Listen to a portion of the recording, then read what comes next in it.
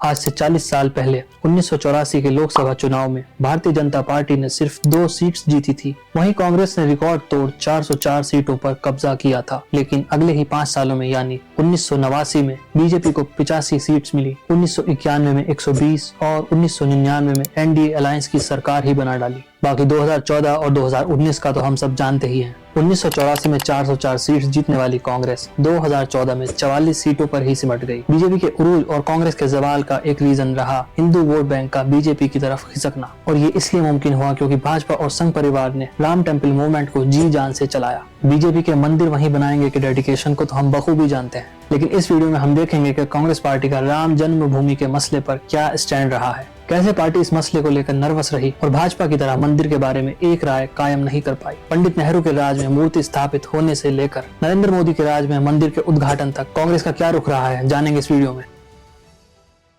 आजादी से लेकर आज तक कांग्रेस पार्टी ने देश पर 50 साल से ज्यादा हुकूमत की है। मतलब सत्ता में रहते मंदिर मस्जिद विवाद कांग्रेस पार्टी से ज्यादा किसी के सामने नहीं आया होगा। इस डिस्प्यूट ने कई दशकों तक नेशनल पॉलिटिक्स को इन्फ्लुएंस किया। राम मंदिर आंदोलन की रोशनी में कांग्रेस के इतिहास को 4 हिस्सों में समझा जा सकता है। पहला, पंडित नेहरू से लेकर इंदिरा गांधी के दौर तक। दूसरा, इंदिरा गांधी का टाइम। तीसरा और अहम तरीन, राजीव गांधी की सरकार में। And the last one, Babri मस्जिद के मिस्मार किए जाने से लेकर राम मंदिर के उद्घाटन तक। तो चलिए एक एक करके सब पर नजर डालते हैं। पहला, पंडित नेहरू और उनके बाद। आगे बढ़ने से पहले थोड़ा पीछे चलते हैं। साल 1885 जब ब्रिटिश हुकूमत थी, बाबरी मस्जिद से लगी जमीन पर मंदिर बनाने के लिए महंत रघुवीर दास ने पहला मुकदमा दायर किया। इत्तेफाक से इंडियन नेशनल कांग्रेस की पैदाइश भी उसी साल की है, 1885। अब चलते हैं आगे। देश आजाद है, पंडित नेहरू देश के पहले प्रधानमंत्री बनते हैं। 22-23 दिसंबर 1949 की रात है। बाबरी मस्जिद के अंदर खुफियतन मूर्ति रख दी जाती है। माहौल तनाव से भर जाता है। वहाँ के डीएम के नैयर उत्तर प्रदेश के चीफ सेक्रेटरी को इत्तला कर देते हैं। उन्हें जवाब मिलता है कि स्टेटस को बनाए रखें, यानी मूर्ति ना हटाएं। अब देखते हैं कि इसमें कांग्रेस पार्टी का क्या रिएक्शन था। कांग्रेस एक आवाज में रिएक्ट नहीं कर पाती है। पंडित नेहरू ने यूपी में गोविंद बल्लभ पंत की कांग्रेस सरकार पर मूर्तियां हटाने का दबाव डाला। उन्होंने टेलीग्राम में कहा, earnestly hope you will personally interest yourself in this matter. Dangerous example being set there which will have bad consequences. लेकिन ऐसा नहीं होता। अयोध्या के डीएम के नैयर ने हाथ खड़े कर दिए और सरकार से ये राय जाहिर की कि मूर्ति हटाने के लिए उनकी जगह कोई दूसरा ऑफिसर भेज दे। नैयर को तो हटाया गया, लेकिन उनका ओपिनियन एक्सेप्ट हुआ और मूर्तियां नहीं हटाई गई। बताते चले कि 1952 में उनकी पत्नी शकुंतला नैयर हिंदू महासभा के टिकट पर गोंडा से लोकसभा चुनाव जीती। बहरहाल मूर्ति समेत मस्जिद को अटैच करके म्युनिसिपल बोर्ड के कंट्रोल में दे दिया गया। निरंजन मुखोपाध्याय अपनी किताब the demolition and the verdict में लिखते हैं कि इरादा होने के बावजूद भी नेहरू ने अयोध्या विजिट नहीं किया। गोविंद बल्लभ पंत को लिखे खत में नेहरू इसकी वजह बताते हैं, to come into conflict with my old colleagues and I feel terribly uncomfortable there because I find that communalism has invaded the hearts and minds of those who were the pillars of the Congress in the past. It is a creeping paralysis and the patient does not even realise this. मतलब अयोध्या आकर मुझे अपने पुराने साथियों के साथ टकराव असहज कर देगा। जो कभी कांग्रेस के स्तंभ थे,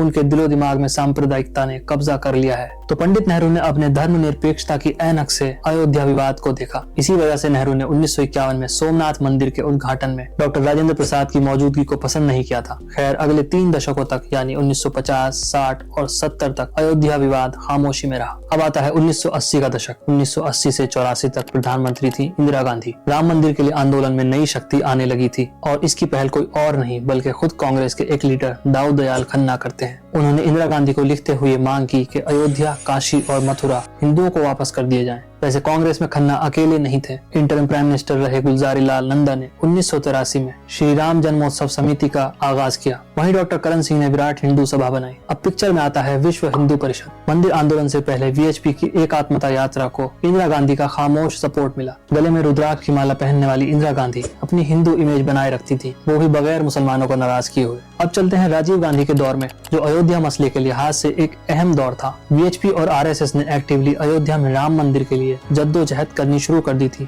आंदोलन के कर्ता धर्ता अब आरएसएस और बीजेपी होने लगे थे। यूँ समझिए कि अयोध्या मसले को लेकर अब कांग्रेस बीजेपी और आरएसएस के मुकाबले बैकफुट पर आने लगी थी। 1 फरवरी 1986 को एक अपील के नतीजे में रामलला की मूर्त के दर्शन के लिए फैजाबाद के डिस्ट्रिक्ट जज ने बाबरी मस्जिद के ताले खोलने का हुक्म दिया। रामचंद्र गुहा अपनी किताब इंडिया आफ्टर गांधी में लिखते हैं, द जजेस order was widely believed to have been directed from Delhi from the prime minister's office no less. The local administration seemed to have know of the judgement beforehand और the locks were open within an hour of the verdict. मतलब ऐसा लगता था जैसे ताले खोलने का हुक्म सीधे पीएमओ से आया था। कोर्ट के ऑर्डर के 1 घंटे के अंदर ताले खोल दिए गए। अब मुसलमान पक्ष नाराज हो चुका था। उसको खुश करने के लिए राजीव गांधी ने पार्लियामेंट में 404 मेंबर्स के प्रचंड बहुमत का इस्तेमाल करके शाहबानो केस में सुप्रीम कोर्ट के प्रोग्रेसिव जजमेंट को नलीफाई कर दिया। इसके अलावा राजीव गांधी ने सलमान रुश्दी की कंट्रोवर्शियल किताब द सैटेनिक वर्सेस को बैन कर दिया। कांग्रेस का दोनों पक्षों को खुश करने का ये खेल थमने का नाम नहीं ले रहा था। लाल कृष्ण आडवाणी जैसे नेता कांग्रेस पर सूडो सेकुलरिज्म का इल्जाम लगाने लगे थे। इसी दौर में 1987 में दूरदर्शन पर रामायण सीरियल का प्रसारण शुरू हुआ।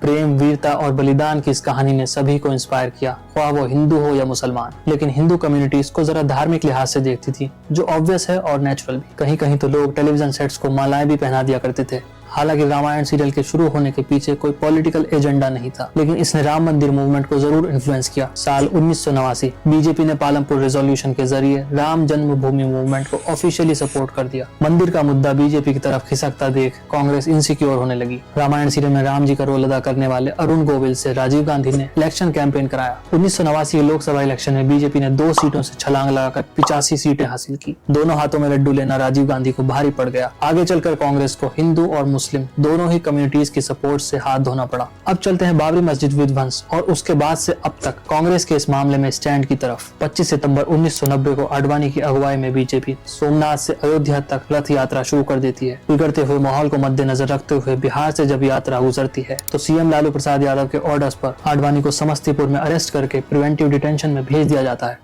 30 अक्टूबर 1990 डिस्प्यूटेड साइट पर हजारों की तादाद में कार सेवक मतलब एक्टिविस्ट या वॉलंटियर्स इकट्ठे हो जाते हैं। सुरक्षा घेरे को तोड़ते हुए कुछ कार सेवक बाबरी मस्जिद की तरफ बढ़ते हैं। खतरे को भांपते हुए सिक्योरिटी फोर्सेस हरकत में आती है और टीयर गैस के इस्तेमाल के साथ साथ फायर भी ओपन करनी पड़ जाती है। इसमें लगभग 20 जाने जाती हैं। उस वक्त यूपी के सीएम थे मुलायम सिंह यादव। साल 1991 चुनावी साल। रथ यात्रा का फायदा बीजेपी को वाजे तौर पर मिलता है। लोकसभा सीटें 85 से बढ़कर 120 हो जाती हैं। साथ ही उत्तर प्रदेश में बीजेपी की हुकूमत आ जाती है और मुख्यमंत्री बनते हैं कल्याण सिंह। हालांकि सेंटर में कांग्रेस के नरसिम्हा राव प्रधानमंत्री बन जाते हैं। अब आता है 6 दिसंबर 1992, वो दिन जिसके बारे में इंडिया टुडे मैगजीन में ये छपा था। बाबरी मस्जिद के डेमोलिशन के बाद देश का सौहार्द बिगड़ जाता है। कई जगहों पर कम्युनल राइट्स और खून खराबा हुआ। वैसे तो लॉ एंड ऑर्डर राज्य सरकार की जिम्मेदारी होती है, लेकिन अयोध्या विवाद नेशनल लेवल का मुद्दा था। अब सवाल ये है कि सेंटर में कांग्रेस की सरकार क्या कर रही थी। असल में पीएम नरसिम्हा राव को लगता था कि आपसी बातचीत से मसला हल हो जाएगा, लेकिन ऐसा नहीं हुआ। अयोध्या के इर्द गिर्द सेंट्रल फोर्सेस मौजूद थी, लेकिन डेमोलिशन को रोकने के लिए राव सरकार ने फोर्सेस को मौके पर पहुंचने का ऑर्डर नहीं दिया।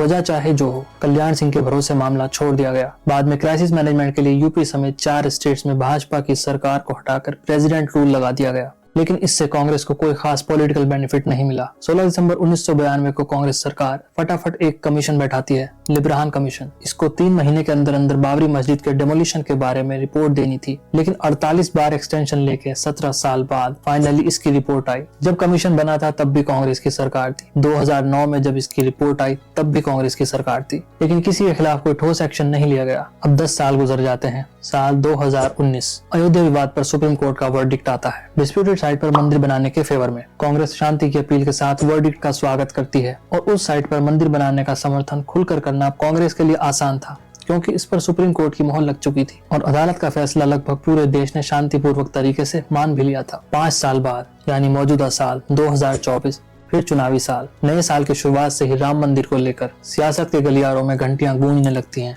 22 जनवरी को मंदिर के उद्घाटन की तारीख रख दी जाती है। बीजेपी का एजेंडा तो सेट है, मंदिर वहीं बनाने का सपना साकार हो गया, लेकिन कांग्रेस फिर तनाव में आ जाती है कि उसके नेता प्राण प्रतिष्ठा समारोह में जाएं कि न जाएं। काफी सोच विचार के बाद कांग्रेस शिरकत न करने का फैसला लेती है। वजह बताती है कि बीजेपी आरएसएस ने इसको पॉलिटिकल इवेंट बना दिया है। कई पॉलिटिकल एक्सपर्ट्स ने कांग्रेस पार्टी के इस फैसले को एक गलत राजनीतिक फैसला बताया। वैसे देखा जाए तो कांग्रेस जहां से चली थी वहीं खड़ी है। मंदिर का इनॉग्रेशन स्किप करके मोर और लेस पंडित नेहरू के सेक्युलरिज्म वाले स्टैंड पर ही टिकी दिख रही है। अपनी प्रेस रिलीज में कांग्रेस ने मेंशन किया कि religion is a personal matter, कि धर्म एक व्यक्तिगत विषय है, लेकिन हम सब ये बखूबी जानते हैं कि हिंदुस्तान की राजनीति में ये सिर्फ एक किताबी बात है। तो ये था राम मंदिर के कॉन्टेक्स्ट में, या यूं कहिए कि राम जन्मभूमि बाबरी मस्जिद विवाद के कॉन्टेक्स्ट में कांग्रेस का लेखा जोखा। देखते हैं 2024 का आम चुनाव ग्रैंड ओल्ड पार्टी के लिए क्या कुछ लाता है। Thank you for watching.